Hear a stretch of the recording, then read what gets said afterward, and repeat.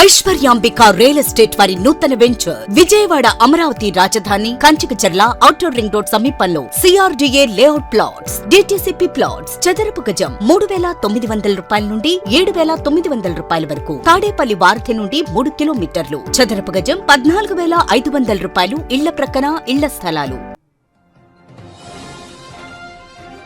ఏపీలో జిల్లాల పునర్విభజన అంశం తీవ్ర దుమారాన్ని రేపుతుంది. అన్నమయ్య జిల్లా కేంద్రాన్ని రాయచోటి నుంచి మదనపల్లెకు మారుస్తూ ప్రభుత్వం అధికారికంగా తుది నోటిఫికేషన్ రిలీజ్ చేసింది. దీంతో రాయచోటిలో తీవ్ర ఉద్రిక్త పరిస్థితులు నెలకొన్నాయి. ఇదే అంశంపై వైసీపీ నేత మాజీ ఎమ్మెల్యే గడికోట శ్రీకాంత్ రెడ్డి ఇవాళ రాయచోటిలో భారీ ర్యాలీకి పిలుపునిచ్చారు. పోలీసులు కూడా ర్యాలీకి అనుమతిచ్చారు. అయితే ఎలాంటి అల్లర్లు ఉద్రిక్త పరిస్థితులు చోటు చేసుకోకుండా పోలీసు బలగాలు భారీగా మోహరించాయి.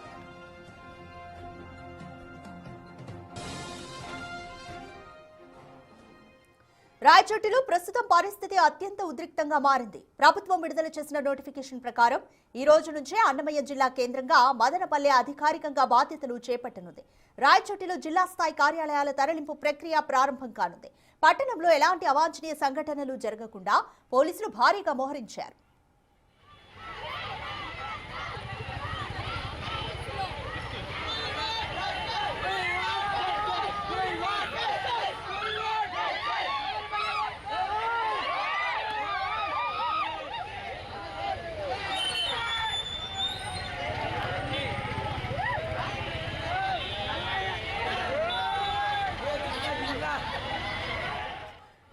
ఏపీలో జిల్లాల పునర్విభజన అంశం అయితే తీవ్ర దుమారాన్ని రేపుతుంది. అన్నమయ్య జిల్లాలోని ఉన్న రాయచోటి జిల్లా కేంద్రంగా ఉంది. అయితే జిల్లా కేంద్రాన్ని మదనపల్లెకు మారుస్తూ ప్రభుత్వం ఇటీవల నిర్ణయించుకుంది. అయితే అధికారికంగా తుది నోటిఫికేషన్ కూడా రిలీజ్ చేసింది. ఇంతకు ముందే మంత్రి రామ్ ప్రసాద్ రెడ్డి కూడా ఈ విషయంలో ఆయన చాలా కన్నీటి పర్యంతమయ్యారు. అయితే రామ్ ప్రసాద్ కన్నీటి పర్యంతం అవడాన్ని చూసి కూడా చంద్రబాబు నాయుడు పిలిచి అభివృద్ధి పైన హామీ కూడా ఇచ్చారు. అయితే ఇదే నేపథ్యంలో తుది నోటిఫికేషన్ రావడంతో రాయచోటిలో ప్రస్తుతం తీవ్ర ఉద్రిక్త పరిస్థితులు అయితే నెలకొన్నాయి.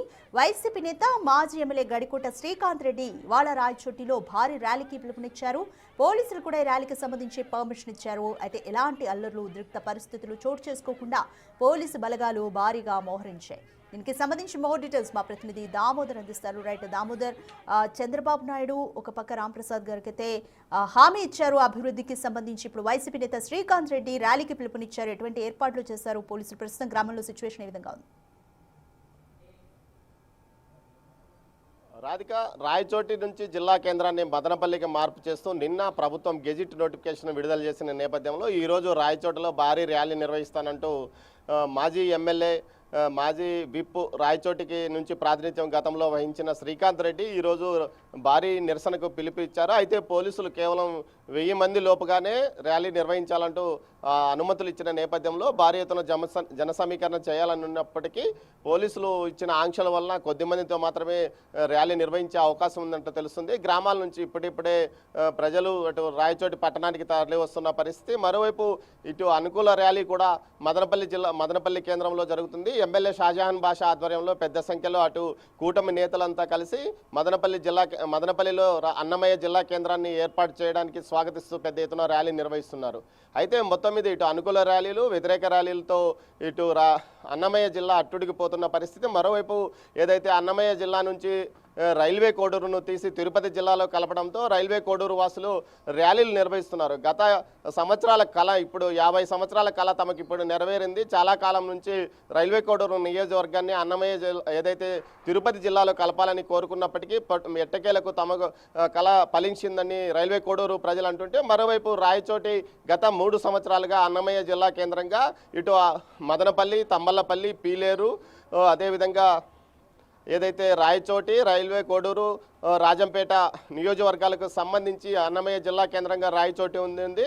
అయితే రాయచోటిలో కొన్ని ప్రాంతాలకు చాలా దూరంగా ఉంది. ముఖ్యంగా వసతులు కూడా లేవు, ప్రభుత్వ కార్యాలయాలకు తగిన వసతి కూడా లేదు అంటూ పెద్ద ఎత్తున అప్పట్లో ఆదిక్షేపణలు వచ్చినప్పటికీ పూర్తి స్థాయిలో అప్పట్లో శ్రీకాంత్ రెడ్డి హవా నడుస్తున్న నేపథ్యంలో రాయచోటిని జిల్లా కేంద్రంగా ఏర్పాటు చేశారంటూ అప్పట్లో అటు రాజంపేట వాసులు, మదనపల్లి వాసులు ఆందోళనలు చేశారు. మదనపల్లిలో అయితే సుమారు మదనపల్లి జిల్లా సాధనా సమితి సమితి పేరుతో ఏకంగా 3 నెలల పాటు ర్యాలీలు చేశారు, నిరసనలు చేశారు, అరెస్టులు కూడా అయిన పరిస్థితి. ఆ తర్వాత ఏదైతే ఎన్నికల ప్రచారంలో భాగంగా మదనపల్లిని జిల్లా కేంద్రంగా చేస్తానంటూ, మదనపల్లి జిల్లాని ఏర్పాటు చేస్తానంటూ అటు చంద్రబాబు నాయుడుతో పాటు పవన్ కళ్యాణ్, నారా లోకేష్ ఎన్నికల హామీలు ఇచ్చారు.